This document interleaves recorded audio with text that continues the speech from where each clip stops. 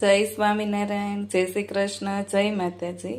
આજે આપણી મેથી મસાલાવાળા ખાખરા બનાવવાના છે. એકદમ સરસ એવા બનાવીશું અને આપણે ટ્રાવેલિંગમાં ખાઈ શકીએ, ચા અથાણા સાથે પણ ખાઈ શકીએ. તો સરસ મજાના આપણા ખાખરા કઈ રીતે બનાવવા તે જોઈશું. મેથી મસાલા ખાખરા બનાવવા માટે મેં એક વાટકો આ રોટલીનો ઘઉંનો ઝીણો લોટ લીધો છે. કસૂરી મેથી આપણે લેશું, આવી રીતે મસળીને એડ કરશું. હળદર, ચટણી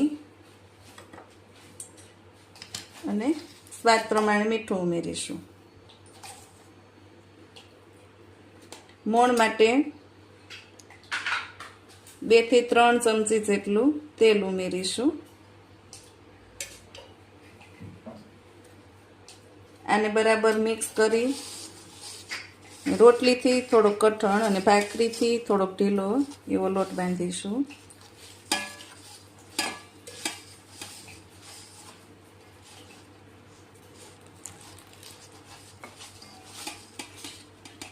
થોડું થોડું પાણી ઉમેરતું જવાનું અને બાંધતું જવાનું.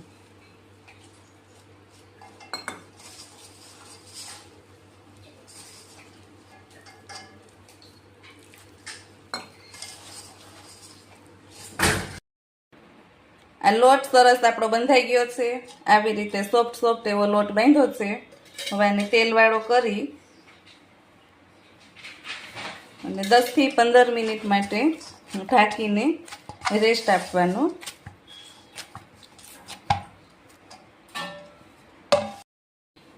દસ થી 15 મિનિટ પછી લોટ એકદમ પૂર્ણ આવી ગઈ છે.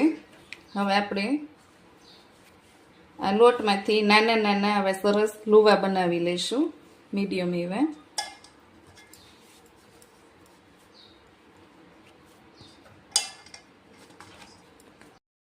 આ બધા લુવા તૈયાર થઈ ગયા છે. હવે આપણે આમાં એક લુવો લઈ ઘઉંના લોટમાં આપણે બોળીને આને વણી લઈશું.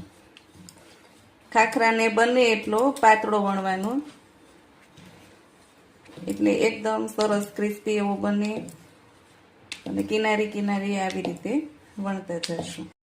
આવો એકદમ પાતળા એવો રોટલી વણી લેવાની, બને એટલી પાતળી વણવાની. આ બધા ખાખરા મેં આવી રીતે વણી લીધા છે અને એક વખત શેકી લીધા છે. હવે એને આપણે ધીમા જ ગેસે પાછા ફરી આ રીતે શેકશું. થોડું હલકું તેલ લગાવવાનું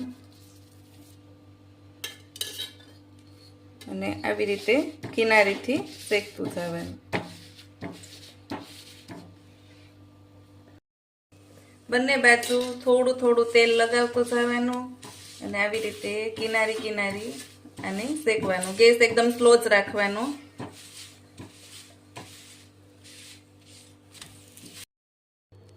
તો ખાખરા તૈયાર થઈ ગયા છે અને એકદમ ક્રિસ્પી એવા બન્યા છે.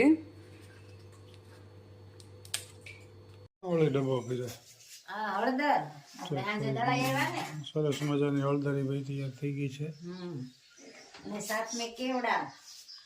કેવડા ગરમ લીધે આવ્યા ને, દહીં ને ભાખરી ને કેવડા ને કેરી ને ગાજર ને એકદમ દેશી ખાણું.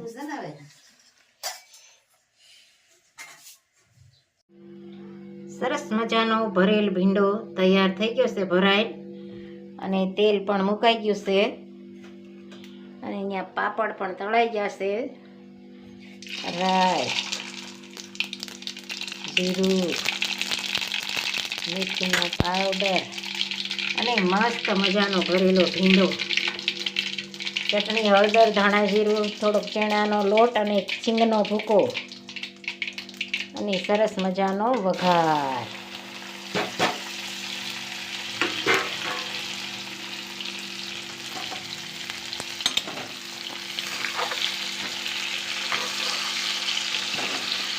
મસાલેદાર ભીંડો.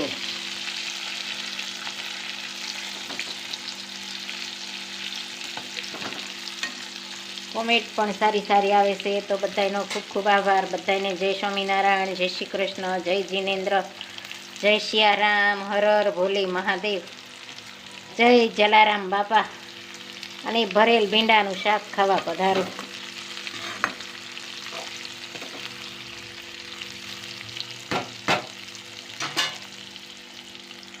મસ્ત મજાનો ભરેલો ભીંડો, પાપડ અને કાચરી, અને સાથે બીટ અને કેરી, અને ભરેલો ભીંડો ચડે છે.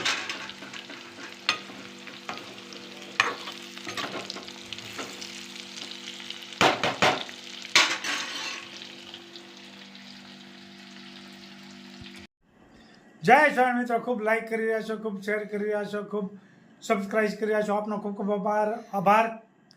તમામ વિડીયો જોતા એને બધાને જાજાથી જય સ્વામિનારાયણ. એક વખત વંથલી ગામના કલ્યાણભાઈ એ ખૂબ સત્સંગી હતા. એટલે એને બાજુમાં જે પાડોશી હતા ને એને સત્સંગમાં કાંઈ બહુ રસ નહોતો. એ કુસંગી હતા એટલે એને કાંઈ સત્સંગ બહુ ગમે નહીં. પછી કલ્યાણભાઈને તો એવું વ્રતિ હતી ને કે બીજાને સત્સંગ કરાવો. પોતે તો કરતા જ બહુ, પણ બીજાને સત્સંગ કરાવો અને ભગત બનાવવા એવું એને પોતાના અંદરથી વ્રતિ. પછી બાજુવાળો વિવેક કલ્યાણભાઈને હારે વાતચીત કરશું ને તો મને એ ભગત બનાવી દે. એટલે પોતે બાજુમાં જે હતા ને કુસંગી એ કલ્યાણભાઈ પાસે કોઈથી બેહવાય ન આવે. પછી કલ્યાણભાઈને એમ થયું કે લેની હું જાવ એને ત્યાં. પછી કલ્યાણભાઈને બાજુમાં ખેતર હતું ને ત્યાં ગયા એને પાડોશી ત્યાં. એ કહે કે શેવડીનો વાડ અમારે કાપણી કરવાની છે એટલે હું ભૂખતો નથી, એટલે તમે મારી હારે પાર્ટનરમાં જોડાઈ જાવ ને. એટલે ઓલા બાજુ પાડોશી ના પડે કે નહીં મારે નથી જોડાવ્યું. એને બીક હતી કે મને ભગત કરી નાખશે એમ. પછી એની પત્નીને એમ થયું કે આ તૈયાર માલ છે, આમાં શું વાંધો. એટલે એની પત્નીએ સમજાવ્યા એને કે કલ્યાણભાઈ આવ્યા છે તો આપણે પાર્ટનરમાં થઈ જાય, આપણને એમાં લાભ મળે એવું છે. પછી વળી પાછા બીજા દિવસે કે હા આમાં હવે તમારી હારે અમારે પાર્ટનરમાં રાખવું છે શેવડી કાપવાની એમ. અને જ્યાં નફો થાય ને એમાં અડધો અડધ ભાગ એમ. એટલે એ તૈયાર થઈ ગયા. પછી ધીમે ધીમે કલ્યાણભાઈ તો સત્સંગની વાતો કરવા માંડ્યા. તો એમાંથી પાડોશીને તો બહુ સત્સંગમાં રસ લાગ્યો. પછી તો પૂજા ચાલુ કરી દીધી. પછી 4 ચિહ્નો હોય તિલક, 4 ઠેકાણ કરે કાંઈ હાથે માથે સાચીએ 4 તિલક હોય. એમાં એક જગ્યાએ તિલક કરતા ભૂલી જાય વારે વારે. પછી કેટલા ભાગશાળી કહેવાય. અને સ્વામિનારાયણ ભગવાન સપનામાં આવ્યા અને કહે કે તમે એક તિલક કેમ ઓછું કરો છો એમ. એટલે પછી એના પાડોશી એમ કે અમને કલ્યાણભાઈ કીધું એટલી અમે કરીએ, અમને ક્યાં ખબર હોય આમાં કઈ રીતની માનસી પૂજા કરાય, કેવી રીતનું હોય માનસી પૂજા કઈ પૂર્ણ થાય એ અમને ક્યાં ખબર ન હોય. સ્વામિનારાયણ ભગવાન ખુદ એના સપનામાં આવીને એવું કીધું કે તમે એક તિલક ઓછું કરો છો. પછી એને બીજા એના પાડોશી હતા ને એને બીજા દિવસે કલ્યાણભાઈની વાત કરી કે ભગવાન સપનામાં આવે ને આવી રીતની વાત કરી શકે એક તિલક તમે ઓછું કરો છો. તો કલ્યાણભાઈ એટલા બધા રાજી થયા. એ કહે કે કેટલા તમે ભાગશાળી કહેવાય, સ્વામિનારાયણ ભગવાન તમને સપનામાં મળ્યા એમ તમે કેટલા ભાગશાળી માન. અને કલ્યાણભાઈ ખૂબ રાજી થયા અને એને સત્સંગ કરાવ્યો અને એનો ખૂબ એને આનંદ થયો. જય સ્વામિનારાયણ. ભાવેથી કૃષ્ણ ભજી લ્યો, જાવું શ્રી ગોકુળ ગામમાં. આળસને યુંગત જીજો, જાવું શ્રી ગોકુળ ગામમાં. કામ ક્રોધ લોભ બધા દુશ્મન છે આપના, દિલમાંથી દૂર કરી દો, જાવું શ્રી ગોકુળ ગામમાં. ખોટું ન બોલવું ને ખોટું ન ચાલવું, ખોટામાં સૌ ખ્યાલ તજી દો, જાવું શ્રી ગોકુળ ગામમાં. સાસાનો સંગ કરો જીવન એક રંગ કરો, ભક્તિનો માર્ગ લઈ લો, જાવું શ્રી ગોકુળ ગામમાં. થોડી થોડી વાત કરો, થોડી પણ સાચ કરો, થોડામાં સાર લઈ લો, જાવું શ્રી ગોકુળ ગામમાં. મોહને મમતા માયાની જાળ છે, મનને મજબૂત કરી લો જાવું શ્રી ગોકુળ ગામમાં. કેળું કઠિન છે ને કાંટા પણ વાગશે, એમાંથી રસ્તો કરી લો જાવું શ્રી ગોકુળ ગામમાં. વલ્લભના સ્વામી રસિક શિરોમણી, કૃષ્ણ નામ હૈયે ધરી લો જાવું શ્રી ગોકુળ ગામમાં.